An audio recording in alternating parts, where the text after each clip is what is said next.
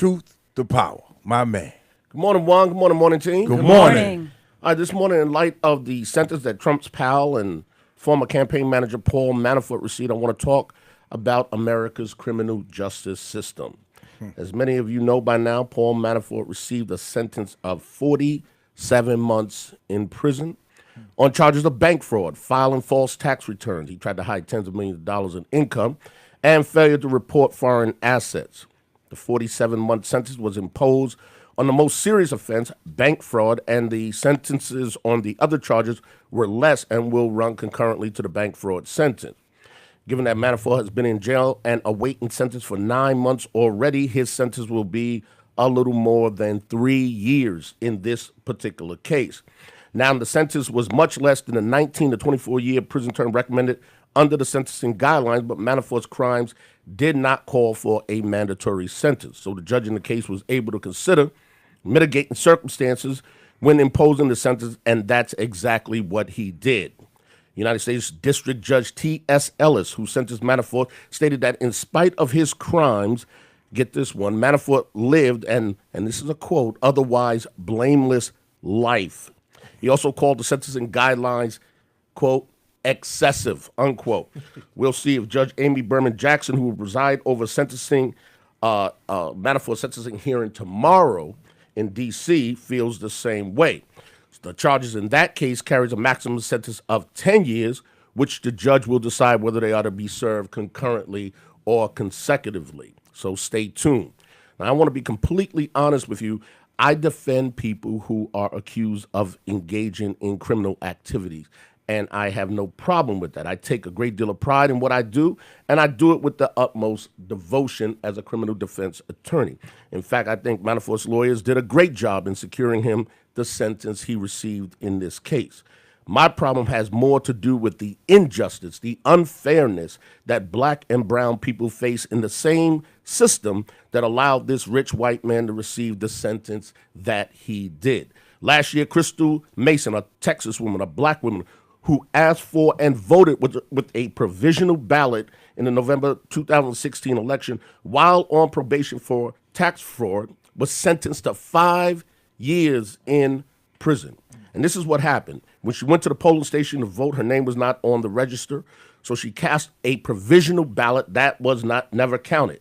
She did not read the small print on the form that said anyone who has been convicted of a felony, as she had, was prohibited from voting under Texas law. If you're still on probation or parole, in Connecticut, of course, you can vote with a felony as long as you're not on parole. Right. And there are thousands of Crystal Masons across this country who are victims of a criminal justice system that does not value black life to the same degree that it values white life. It's just that simple, folks. Crimes that require mandatory minimum sentences by law are primarily reserved for black and brown defendants, and poor whites at times do get caught in the net from time to time. But crimes that require no mandatory sentences are usually reserved for white-collar criminals like Paul Manafort. I know for a fact that whites are treated differently in the criminal justice system. It's just a fact. And here's the thing. The folks in the system know it, Juan. And while they are very decent and fair-minded individuals in the system, I'm talking about judges and prosecutors, we cannot ignore the fact that the criminal justice system is a microcosm of American society. And this society frowns upon black and brown skin. If one was to walk into the courthouse right down the street from here and go to the third floor and look at the defendants in courtroom F, which handles domestic violence cases, you would think that domestic violence only exists in New Haven and not in the shoreline communities or Bethany and Woodbridge. Most of the defendants in that courtroom are cloaked in black and brown skin. And it's telling because it means the police are not arresting white males for the same thing black and brown males are being arrested for and accused of, beating up women. And in those rare instances when white males are arrested for domestic violence in this area, in this jurisdiction, they're not even being charged the same way by the police. Black defendants in many cases are overcharged. The system is totally broken. And the only way to fix it is to put people in power who are uncompromising and fearless in their determination to root out the malignant tumor that corrodes the very core of the system itself. If we fail to act, then we only have ourselves to blame.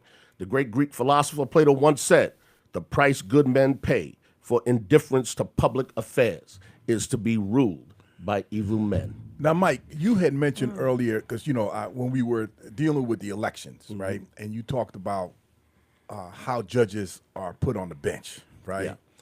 And especially on a local level, not so much on the federal level, but on a local level, that we have the power to get them in and out, right? Right, because- Well, in, not out, right? In. Well, both, actually. Both? Yeah, because Can they you don't explain that again? Sure.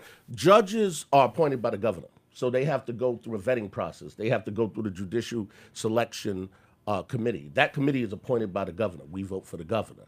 So, and once they get they pass judicial selection, they're basically put on what we call the vine, and they wait there until the governor appoints them. So you have to have some political connections in order to get appointed by the governor. Wow. You see, and the prosecutors are appointed, the state's attorneys, there are 13 of them, I believe, in the state, are appointed by the Criminal Justice Commission, another political appointed body. That body is made up of individuals appointed by the governor. This is why voting means something. This is why we have the Black Men Vote Too campaign, to get more black males. It's impacting us. Yes. Why not vote? Yes. Why not understand your rights? Why not go out there and cast your ballot and be a sophisticated voter, as we've been talking about this entire year? Again, so when folks are running, you got to ask them that question. True. Like, what kind of judges are you going to put in? What is your philosophy around when you're choosing? What are the things that you're looking for in a judge? And right? that's the state court. And it all begins with the police, Juan. Yeah. And that's why you have to control the police. The Board of Police Commissioners is appointed by the mayor. We vote for the mayor. The mayor appoints the police chief. So we have to get involved in politics. How we're police should matter to everyone in our community. Right. Michael Jefferson, truth to power. Thank you, my brother. Thank you, Juan. Education, man. That's what I'm talking about. Juan Castillo Morning Show. That's what it's all about, man. Keep it right here. I'll be sure right here, right now.